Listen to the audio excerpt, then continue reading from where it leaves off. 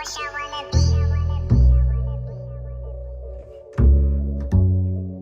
agora a gente está aqui com o Joezé Alvarez, cineasta rondoniense. O cara ele tem alguns documentários premiados no Brasil e fora dele também. E pra gente falar sobre essa cena artística de Porto Velho, vamos falar com um cara que está aqui na minha frente. Tranquilo, mano? Beleza. Beleza? E vamos começar o nosso papo agora, né?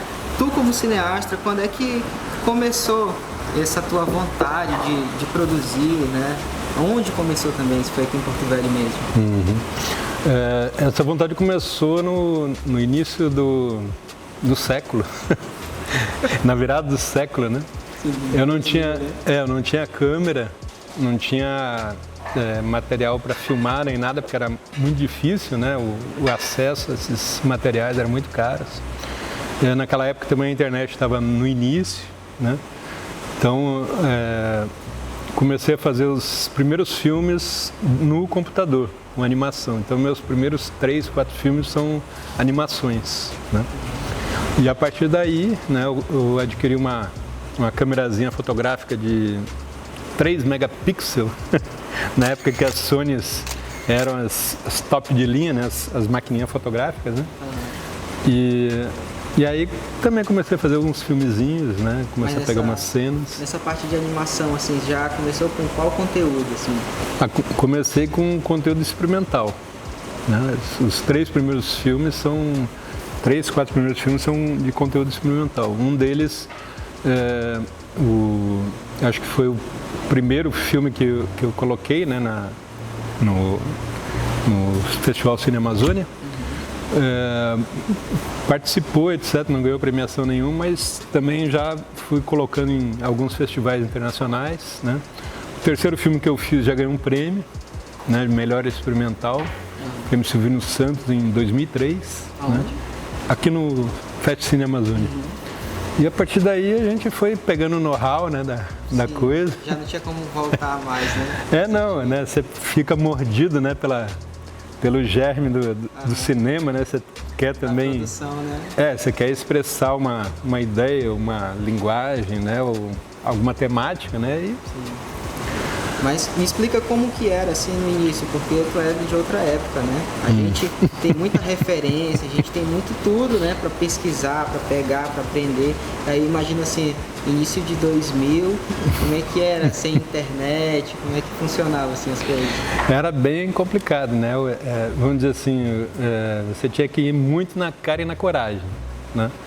Porque quando você não tem um equipamento, né? Você tem que se adaptar, né? Tem que fazer do modo que você consegue. Por exemplo, eu nunca peguei aula de animação, nunca fiz curso de cinema naquela época. Era uma coisa muito experimental e até mesmo mexer com softwares, né? Eu aprendi a mexer sozinho, consegui uma cópia pirata, né? Com um cineasta mais antigo aqui, que é o Beto Bertanha, né? E eu achei interessante, né, ele editando, né, no Premiere, né, o Premiere 1.5. O primeiro Premiere tu usou, né? Não, o primeiro era o 1.0, né? Ah, tu já tava? Aí ele editando no 1.5, no 1.0, e eu gostei, né, de ver, né, como que ele fazia a coisa e pedi pro Beto, Beto, me consegue uma cópia desse software? Beleza, conseguiu, né? E como é que faz, né? Ele disse, você pega aqui, bota ali, corta aqui, tranquilo. Vai montando, né? E aí eu fui fuçando, fui experimentando, né? E fui fazendo os primeiros filmes, né?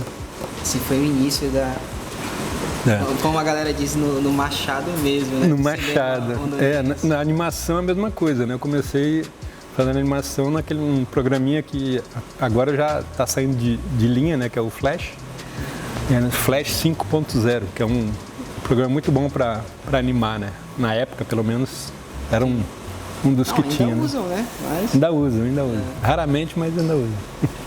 Tu ganhou um primeiro trabalho, primeiro prêmio, desculpa, com o teu terceiro, quinto trabalho? Foi com o terceiro filme que eu fiz, né? Que é o Vestígios Urbanos, que é um texto do Alberto Lins Caldas, né? Que foi meu professor e companheiro de movimento cultural, e com imagens, fotografias nas calçadas de Porto Velho e de outras cidades do mundo. Era um filme universal, assim, já. Isso, tu lembra, assim, que ano que foi? Foi 2003. 2003. Esse foi o teu primeiro prêmio, né? E tu lembra? Primeiro prêmio. Acho que deve lembrar qual foi o teu último prêmio, assim, o teu último trabalho.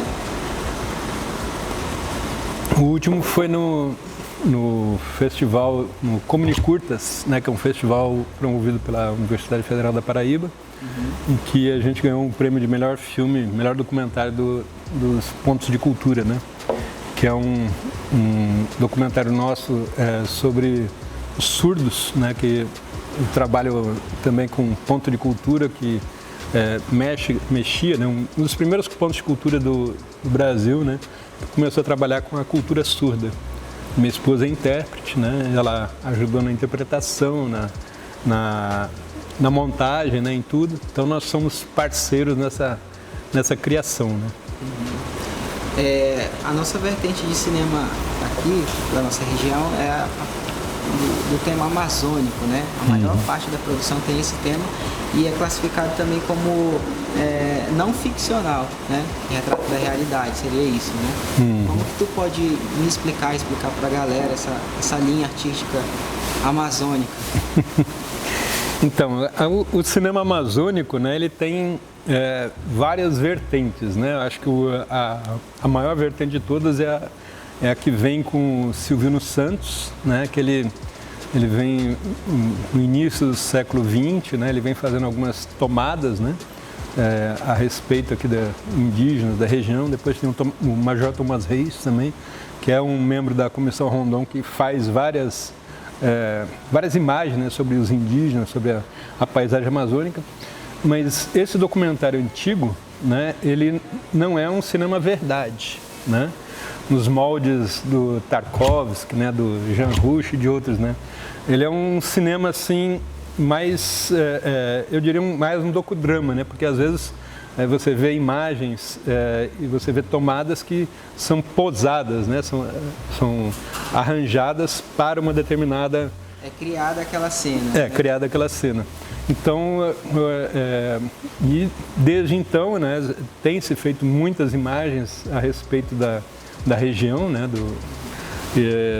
dessa temática, né, amazônica,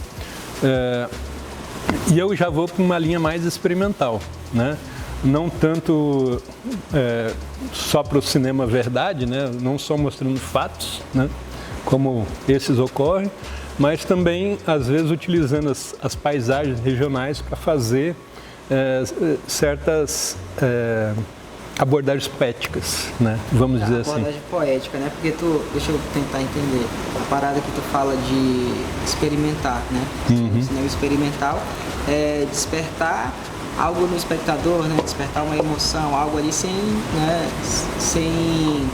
inventar muito, né? Sem criar uma cena muito, né? Seria isso? Não, na verdade o experimental é justamente a despreocupação com o espectador. Já não tá nem aí. Não tô nem aí. Não, a questão do cinema experimental é uma questão primeiramente particular, né?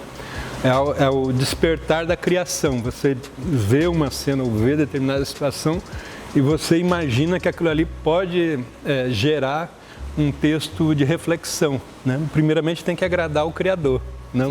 Os criadores. Depois que ele fica pronto, né? E a tua mensagem está ali, a tua poética está ali, aí sim, né? Ele está pronto para se distribuir pelo mundo. Então,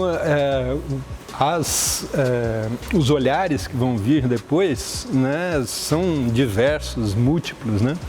E a gente não tem muita preocupação com se vai agradar ou não o espectador. Fica muito aberto à interpretação. Assim, fica muito aberto à interpretação. Acho que esse é um objetivo bom, né, também. Também. Tá aqui.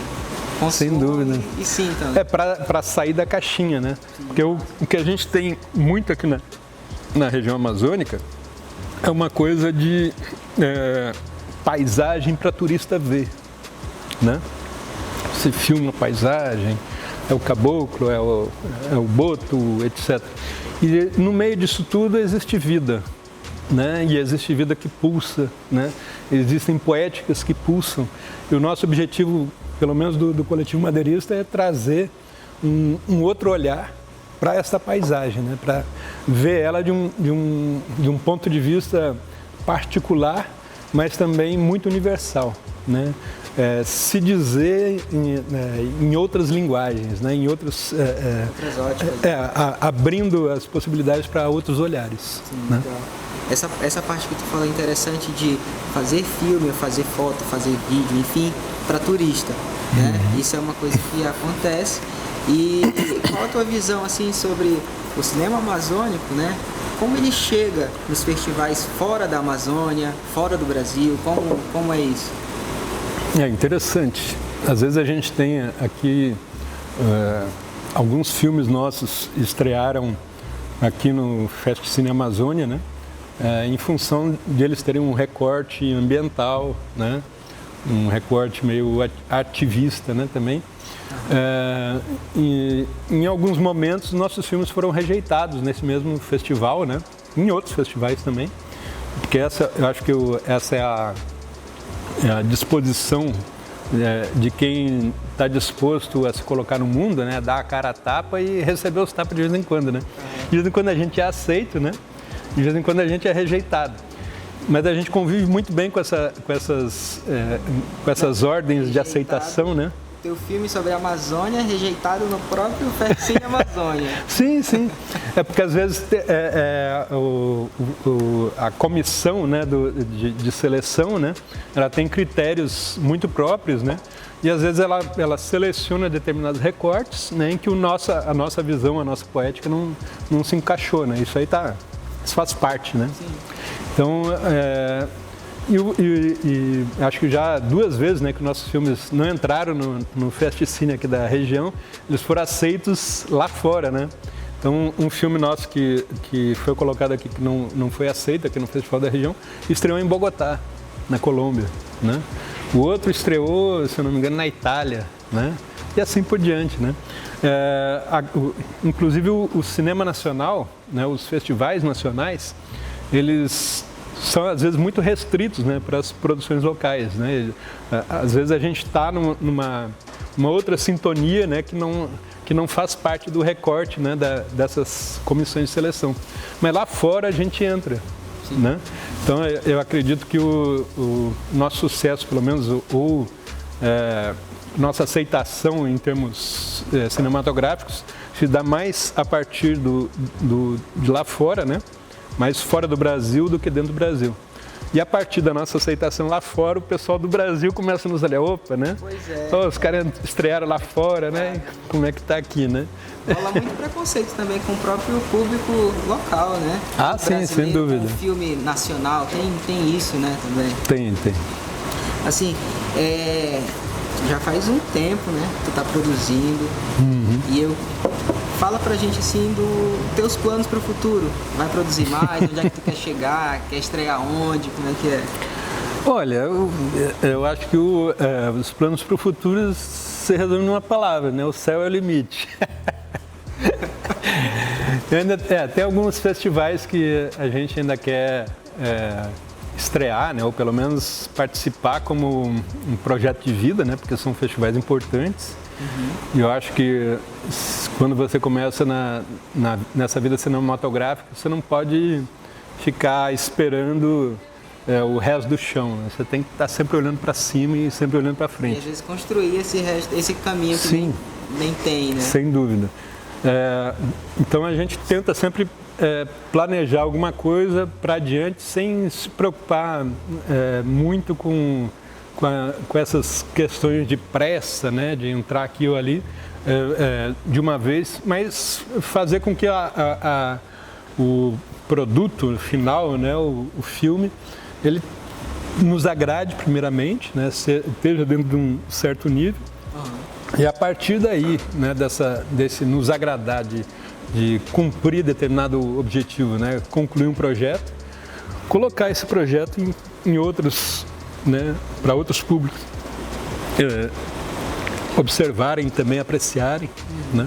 É legal essa tua visão, assim, do se agradar primeiro para depois. O artista, ele é meio que, como é que eu posso falar, cara?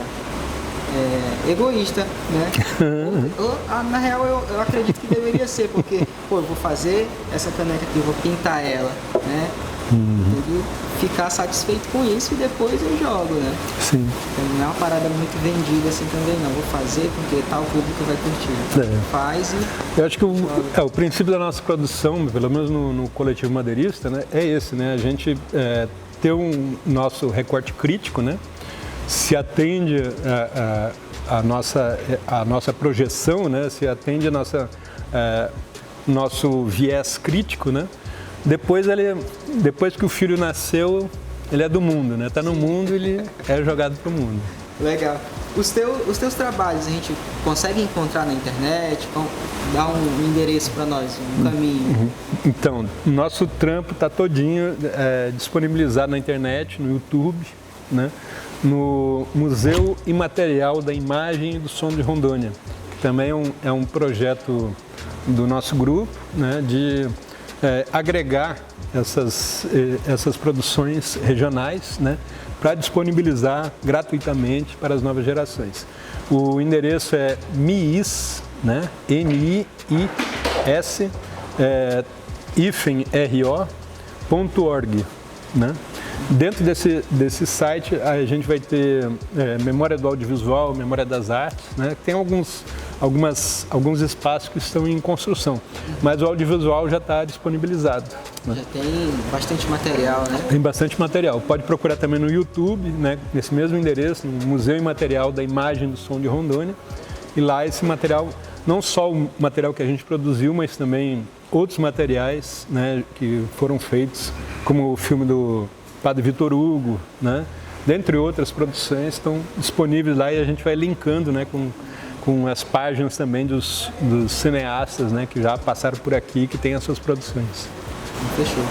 Obrigado, José, pelo teu tempo, por dar essa aula pra gente, para incentivar a galera também que está querendo iniciar nessa produção, ou estudar mesmo, né? A classe artística local, então, enfim, muito obrigado, cara. E você é uma referência para nós. Obrigado. Fechou? Espero que a coisa multiplique, né? Sim, para todos nós. E que outras pessoas possam fazer bom uso, né, desse material que está disponibilizado, que o nosso objetivo é esse, né? Distribuir gratuitamente esse conhecimento, essas imagens, né, essa memória, né, para que as novas gerações conheçam o que já foi feito, o que já foi produzido aqui em Rondônia.